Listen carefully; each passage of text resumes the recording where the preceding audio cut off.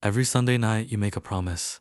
This time will be different. You organize your desk, create a new timetable, delete distractions, and imagine a version of yourself that finally has everything under control. And for a moment, it feels real. Monday arrives. You study, maybe for an hour, maybe for a day, maybe even for a week. Then something happens. The energy fades. The schedule breaks. You miss one session, then another. And before you realize it, you're back where you started, waiting for the next Monday, the next fresh start, the next version of yourself. But what if the reason you keep restarting isn't because you're lazy? What if your brain has quietly become addicted to beginning instead of becoming? Because the strangest part is this: most students don't fail because they stop trying. They fail because they keep trying the same psychological strategy over and over again without realizing why it keeps collapsing. There is a specific kind of frustration that comes from restarting. Not failing, restarting.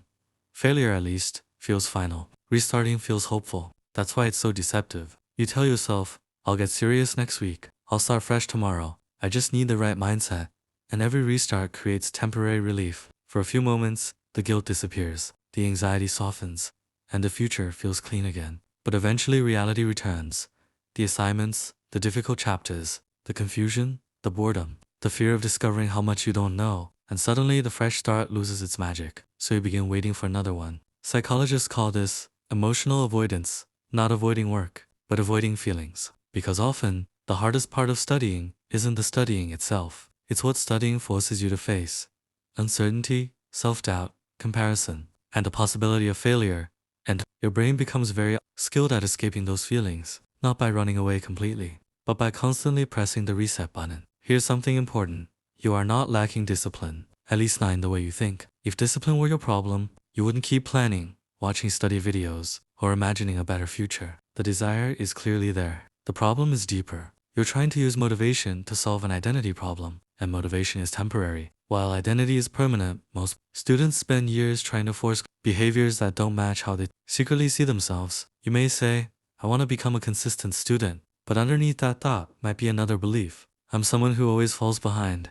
And when those two ideas collide, identity usually wins because your brain values consistency more than success. It wants your actions to match your self-image, even when that self-image hurts you. Imagine your brain as a thermostat, not a machine. A thermostat doesn't care what temperature you want. It cares about returning to the temperature it already recognizes. Your identity works the same way. Let's say you've spent years seeing yourself as the procrastinator, the average student, the person who never sticks to plans, the person who always starts strong and finishes weak. Those beliefs become familiar, and familiarity feels safe, even when it creates suffering. So every time you begin changing, your brain experiences tension, not because change is bad, but because change is unfamiliar. Neuroscientists often describe the brain as a prediction machine. Its job is not happiness. Its job is prediction. It constantly asks, what usually happens next? And if your history says, we always quit after a few days, your brain begins preparing for that outcome before you even realize it. This is why self-sabotage often feels automatic. You're not consciously choosing it. You're following a prediction that has been rehearsed hundreds of times.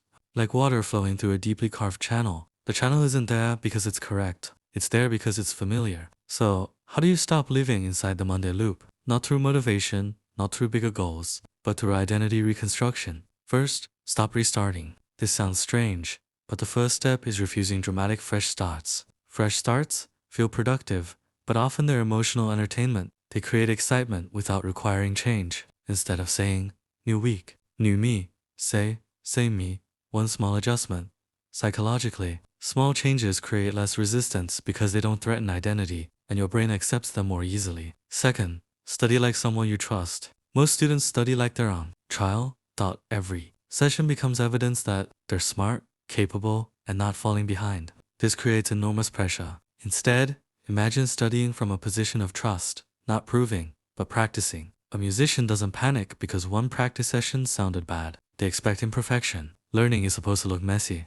Identity debt, confidence grows through evidence, not imagination. Fourth, measure returns, not results. Every time you miss a study session, watch what happens next. Do you disappear for 3 days, a week, or 2 weeks? The most important skill isn't consistency, it's return speed, because every successful student eventually falls off track. The difference is that they return faster. They don't turn one missed day into an identity crisis. They simply continue. Now combine everything into one simple mental model. Imagine you're walking through a forest. Every day you choose a path. The old path is easy. until eventually you stop restarting your study life because you're finally living it.